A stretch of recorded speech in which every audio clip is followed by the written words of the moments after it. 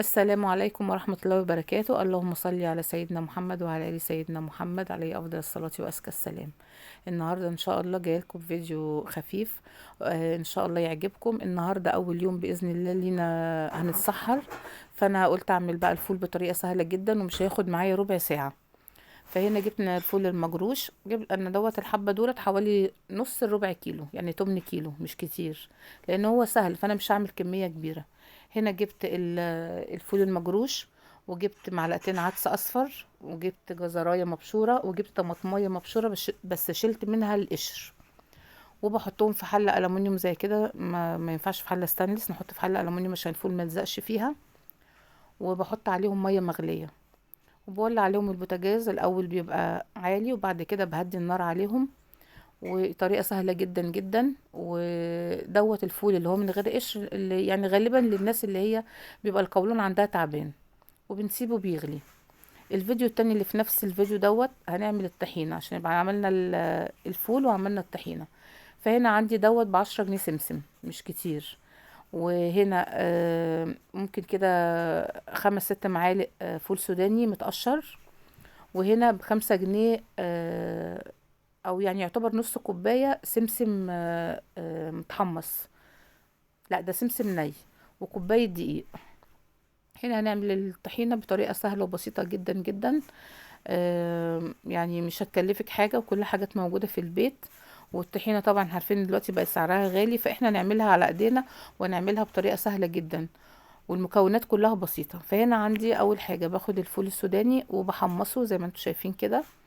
وانا بحمصه مش يعني ما بغمقش لونه قوي، انا بس بحمصه علشان لما اعمله واسيبه واعمل الطحينه واسيبها ما تبقاش ريحتها يعني ليها ريحه كده. بحمص الحاجه تعتبر مستويه عشان لما اسيبها تبقى ما تبقاش ريحتها وحشه، تبقى ريحتها حلوه. فهنا حطيت السمسم اللي هو مش متحمص، اللي هو الني، حطيته يتحمص مع الفول السوداني. زي ما انتم شايفين كده انا بحمصه على نار هاديه، وايدي فيه بقلبه. انا مش عايزاه ياخد لون، انا عايزاه بس ان هو ما يبقاش ني. وانا بحمصه عندي كوبايه الدقيق. كوبايه الدقيق دي اختياريه، عايزه تحطيها حطيها، مش عايزه تحطيها، وعايزه الطحينه تبقى خفيفه قوي براحتك، بس انا بحطها علشان قوام الطحينه يبقى تقيل.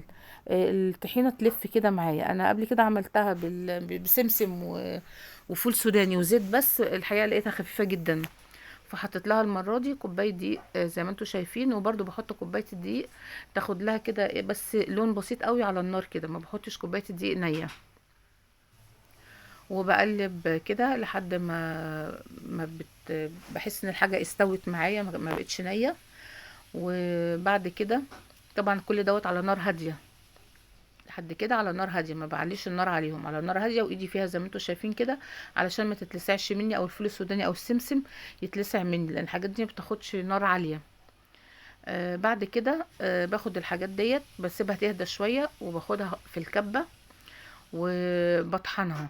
طبعا لما بقعد اطحن الحاجات السمسم مع الفول السوداني مع الدقيق، بطحن فيهم لحد ما بحس ان الفول السوداني اداني زيت.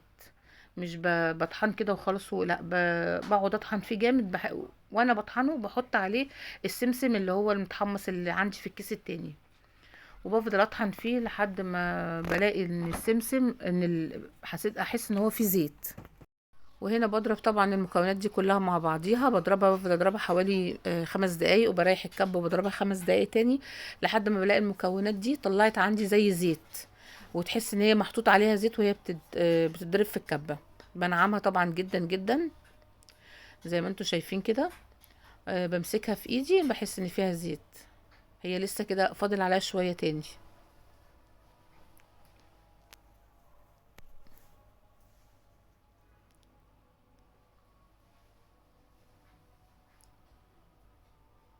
بضرب المكونات اهي كده، خلاص كده خلاص نعمت. وكده حسيت ان المكونات ديت الحاجات ديت بقت زي ما انتوا شايفين كده، زي ما يكون محطوط عليها زيت. باخد المكونات اللي انا ضربتها مع بعضيها دي، وباخدها بحطها في الخلاط. وبكون مجهزة عندي كوباية زيت.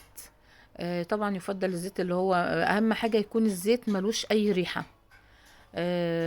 ويكون فاتح، بس اهم حاجة ما يبقالوش اي ريحة عشان ما يخليش الريحة دي تبقى موجودة معايا في الطحينة. فهنا بحطها في الخلاط، بحط اللي انا ضربته كله في الخلاط، وبضيف عليه حوالي كوباية زيت.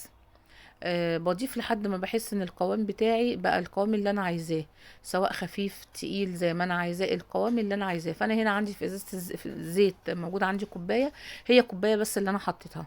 يعني طبعا انا مش عامله مكونات كتيره، فيدوبك الحاجات اللي انا عاملاها دي يدوبك تديني يعني تديني يعني استعمل عليها كوبايه زيت، ما استعملش عليها اكتر من كده.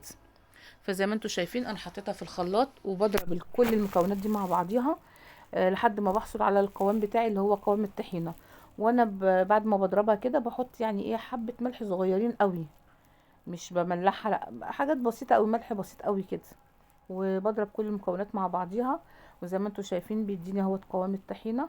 واساسا الطحينه كل ما لما بركنها طبعا بحطها في التلاجة او بركنها شويه في المطبخ، هي مع نفسها بتتقل، لان طبعا السمسم فيه زيوت والفول السوداني فيه زيوت.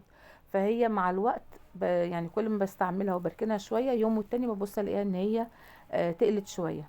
فهنا بحط لها اهوت شعرة ملح بسيطه قوي، ما بحطش ملح كتير. وخلاص كده تعتبر الطحينة خلاص خلصت. هضربها بس ضربة تاني كده عشان الملح، وبعد كده هصبها في البرطمانات. تكون طبعا البرطمانات منضفاها حلو ومسحاها وما ريحتهاش اي حاجة، وببقى معقماها كويس. وبصب الطحينة اللي انا عملتها عندي، بصبها في البرطمان اللي انا بعد كده هستعمل منه. طبعا احنا سايبين الفول على البوتاجاز بيستوي، فدلوقتي ان شاء الله هنحط بقى الفول مع بعض ونشوفه وصل لحد فين. وادي الطحينة عملناها. طبعا انا ما بعملهاش التقيلة قوي لان هي بتتقل بعد كده.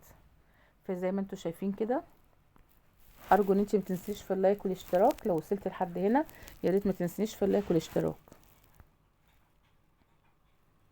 طبعا الكمية دي ادتني برطمان اهوت. وادي القوام بتاع الطحينة، مش تقيل قوي ولا حاجة، يا دوبك هو مظبوط كده. الطحينه بقى اللي بتبقى بره مغشوشه، او الطحينه اللي بتبقى تقيله قوي، غالبا بيبقى محطوط لها دقيق كتير قوي. هنا رحنا بقى للفول نشوفه عمل ايه، فلقينا ان الفول خلاص استوى اهوت.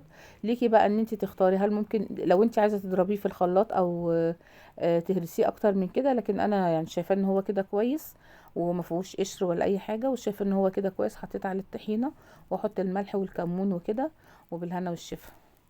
واتمنى الفيديو يكون عجبكم، واتمنى ان ما اكونش ضيف تقيل. ويا رب تعملوا لي اشتراك وكومنت ولايك. ولو عندكم اي اقتراحات يا ريت لو تكتبوا لي في الكومنتات. وكل سنه وحضراتكم طيبين. ربنا يجعله ان شاء الله شهر خير وبركه وسلام على الجميع باذن الله. كل سنه وحضراتكم بخير. مع السلامه.